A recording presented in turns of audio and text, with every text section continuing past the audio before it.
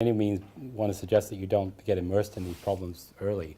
I just wanted to emphasize the importance of having the skill set of experimental design, if you're an experimentalist, that is well formed before you really get into doing research. I mean, if you don't go on into research, this is less important. It may be better for you to get a survey if you're going to go on and just use science in other ways. But if you're going to be a creative scientific researcher, the strength of your training in any discipline is going to be a critical part of that. And in fact, it's sort of like saying, you know, burst out in the world once you've got that, and then you start diving into anything you like. I mean, I'm no way suggesting, in fact, the worst thing a person can do is stay, in my mind, the same thing their whole life, because that's very uncreative. So what you do is you get that foundation, and then you can go off and participate. Think about in another talk I gave recently to the students about my career, I talked about Bell Labs. I'll give you an example.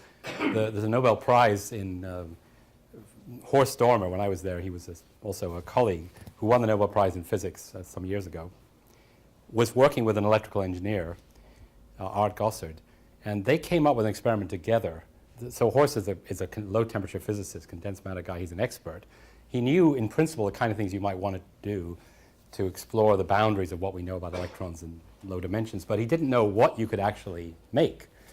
The guy that he was working with, an electrical engineer, was an expert in making materials and had ideas, well, I could do this, I could do that, but he had no idea anyone would be interested in them. And they would never have got any idea by reading each other's papers, but by talking together and learning what each one, they realized together that they could make something that could go to places no one had gone before. And I absolutely strongly encourage you to go there and do that and throw yourself into the world, but don't throw yourself in the world too quickly. Don't go off and try and solve the world's problem without learning science. If you're going to be a researcher, that's one of the messages. The other one is, it doesn't much matter what that is. If you, for example, are doing biology now and you really love biochemistry, you're like, and you don't be constrained to think, well, I've got to do biology. It really doesn't matter. It's important that you take a discipline that you do well and become good at it before you dive into the world of research. And then you have something to bring to the table. People don't work together because they love to work together, let's be honest. They work together because they have to work together. They work together because it's a fantastic opportunity to do something they couldn't otherwise have done. And so you have to be a player who can contribute. You have to have something to offer in a collaboration. Maybe your music background is comparable, where if you want to be in a band, you have to... Maybe not to work with Dagmar, but... No, let me give you... Go argue with me. I don't mind. I'm being provocative here. Yes.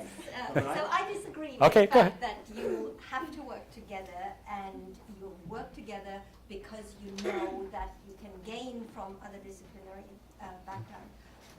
I would say, first of all, you have to want to work together, and then you actually get into a discourse which goes beyond the professional one, where you always have a little bit of a shield, because you have to embarrass yourself showing what you don't know in order to really communicate, and you don't do that with a person who your boss told you to work with, but you do it with somebody who you really like.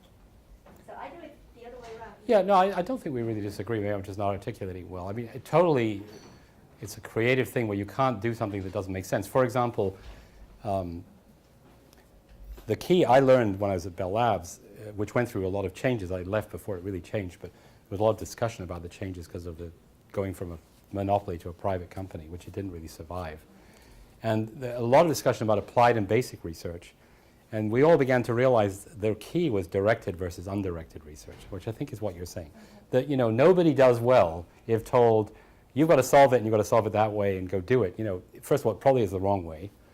And secondly, that's not intellectually stimulating. So the key is to be in a problem-rich environment. So this is where I think I would agree. We're very good here, I think, for creating this interdisciplinary problem-rich environment in which you can find the opportunities that make sense to you and do the collaborations. But as I was just making a point, because many of the people here are just starting their career, that some people are sort of anxious to get there and say, do the interdisciplinary stuff immediately.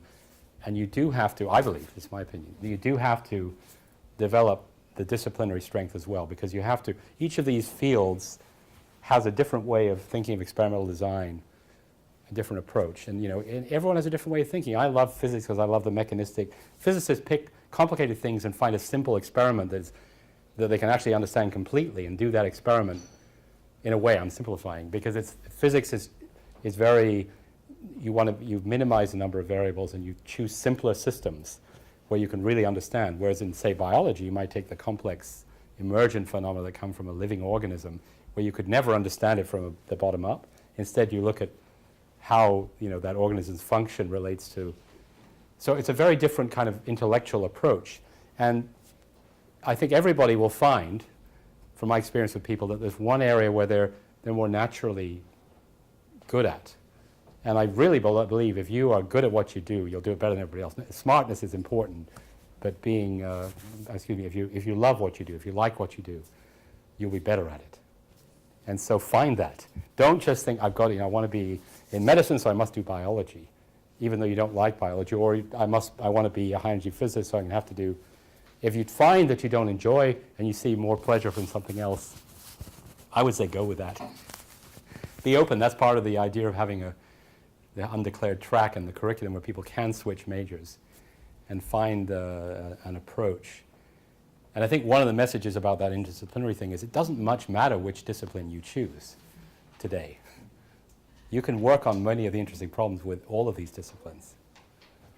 That's part of the message I was trying. That's not inconsistent with what you're saying. No, not as you put it now. I perhaps didn't articulate it. Yeah, I'm glad you clarified it. You have to play your own instrument before you can join the band. There you go. That's it. It's so obvious, but it's true.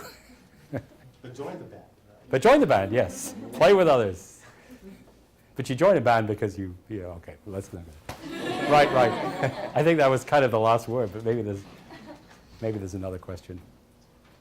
Okay, thank you.